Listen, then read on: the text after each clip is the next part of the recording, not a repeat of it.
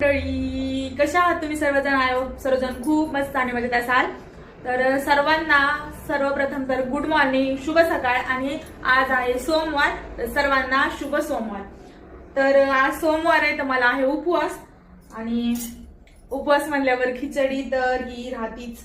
पण आहे ना, खिचडी म्हणजे मी ना ती मला सहन नाही होते, म्हणून मी खिचडी खायची बंद केली. एवढ्यात नाही खात मी. पण आहे ना, म्हणले मिस्टरांनी ना, म्हणजे यांना म्हणजे माहित होतं कारभारांना का छोटा वाला शाबू तांदूळ पण मिळतो. छोटा वाला म्हणजे तो एकदम असा बारीक असतो ना, तो वाला. आता तो भिजवला आहे म्हणून असं थोडासा मोठा झाला.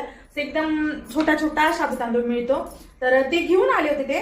तर मी ना तो शाबू तांदूळ याच्या आधी म्हणजे त्याची खिचडी वगैरे कधी बनवलेली नाही. मेन म्हणजे शाबू तांदूळ छोटा असतो हे माहिती होतं, पण बघितलेला वगैरे नव्हता. तर म्हणले चला आपण आहे ना त्याची खिचडी बनवून पाहू कशी होती कशी नाही. आणि मी पहिल्यांदाच बनवणार आहे, त्याच्यामुळे मला पण नाही माहिती ती कशी बनणार आहे. तर तुम्ही कंटिन्यू करा. आणि नेमकं त्याच्यामध्ये ना आज लाईट पण नाहीये, तर एक जुगाड केलं. शेंगदाणे ना ते मी याच्यामध्ये कुठले असे खलबत्ता आहे, पण मग धुवायचं करायचं. आणि शाबू तांदूळ हे मी धुवून घेतले मस्तपैकी आणि भिजवले, 2-3 पाण्याने धुतले आणि छान असं भिजलंय. आणि याचं आहे ना आपल्याला याच्या ताटामध्ये हा शाबू तांदूळ टाकून त्याच्यामध्ये हे शेंगदाण्याचं कूट टाकून आपल्याला मिक्स करायचं.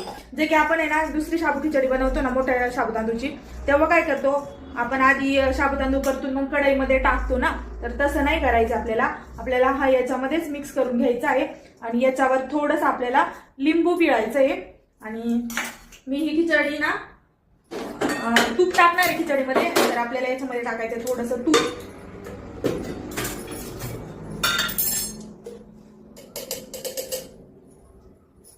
आणि बटाटे पण उकडून घेतले मस्त असे, ते भिजवले होते ते मस्तपैकी याच्यामध्ये टाकले आणि त्याला थोडंसं हलवून घेतलं छानपैकी. आणि त्याच्यामध्ये टाकायचे बटाटे आणि थोडंसं मीठ टाकून आपल्याला त्याला मस्त असं छान परतवायचे. मस्त आपली छान गरमागरम खिचडी तयार झालीये. आणि मी ना खाऊन पण सांगते का याची चव त्या खिचडी सारखी लागती का नाही, तर कारण ही मी पहिल्यांदाच ट्राय केलेली. मलाच म्हणजे कशी लागत असेल काय लागत असेल खूप सारे प्रश्न होते मनामध्ये, तर खाऊन सांगते तुम्हाला.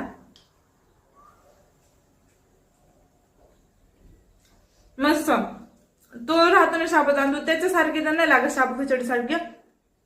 थोडीशी चव वेगळी आहे, पण त्याच्यापेक्षा मस्त लागते. तर तुम्ही पण नक्की ही रेसिपी ट्राय करून बघा.